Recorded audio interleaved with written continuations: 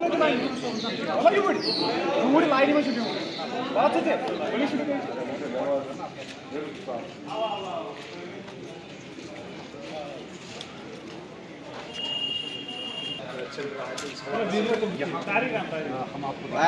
Camera में भी लगातार जो है सुबह से जो वोटिंग चल रही है और आप MLA रह चुके हैं जी,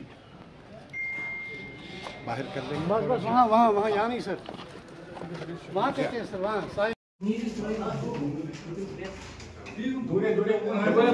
ओकुना सा हाव में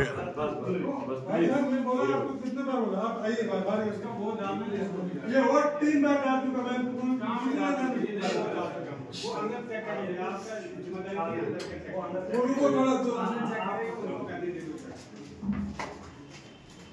one press is sufficient.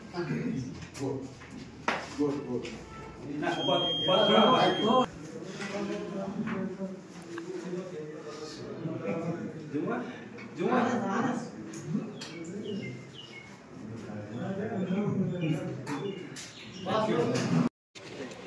Vote मेरी जिम्मेदारी है, मेरा हक है, अधिकार है जो कॉन्स्टिट्यूशन ऑफ इंडिया ने मुझे दिया है और इसीलिए मैं श्रीनगर से दौड़ कर आया अपना वोट डालने के लिए।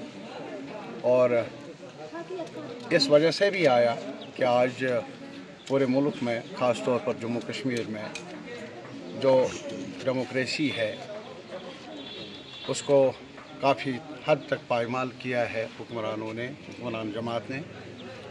और यहाँ तक कि जो हमारे आईनी हुकूक भी रहे हैं कश्मीर के लोगों के ख़ास तौर पर, उनको न सिर्फ पायमाल किया गया बल्कि मुकम्मल तौर पर ख़त्म ही कर दिया।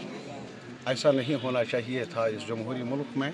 और इसी वजह से अब भी ये एक ऑप्शन है वोट डालने की, और इसीलिए हमने आज वोट डाला ताकि ये ऑप्शन आने वाले वक्त में भी रहे, लोगों को जमहूरियत मिले, लोगों को एसोसिएशन या एक्सप्रेस करने का मौका भी मिले, वोट डालने का, सरकार बनाने का, सरकार को अलहदा करने का ये मौका भी मिले, यह हक भी मिले।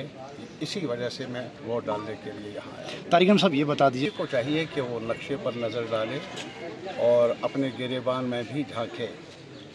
मैं उनसे याद दिलाना चाहूँगा 1977 जब मोरारजी देसाई की सरकार थी जनता पार्टी की, उसमें बीजेपी, आज के बीजेपी, तब के RSS वाले भी शामिल थे। और यहाँ जो चुनाव हुआ वो तो गैर मामूली नवीयत का था, बढ़ चढ़ कर लोगों ने हिस्सा लिया और वोट डाले, अपनी सरकार बनाई। और इसके अलावा आप 96 में भी देख लीजिए जब मिलिटेंसी अरूज पर थी और यहाँ वोट डाले लोगों ने असेंबली के लिए, काफ़ी सालों के बाद टर्नओवर देख लीजिए, उस पर भी नज़र डाली। फिर जब 2014 आया, असेंबली के चुनाव हुए जिसमें बीजेपी को मौका मिला जम्मू में और यहाँ भी दूसरी पार्टियों को मिला। आप देख लीजिए रात में भी, दिन को भी इतनी गहमा गहमी थी, शायद वो आज नज़र नहीं आ रही है उतनी गहमा गहमी।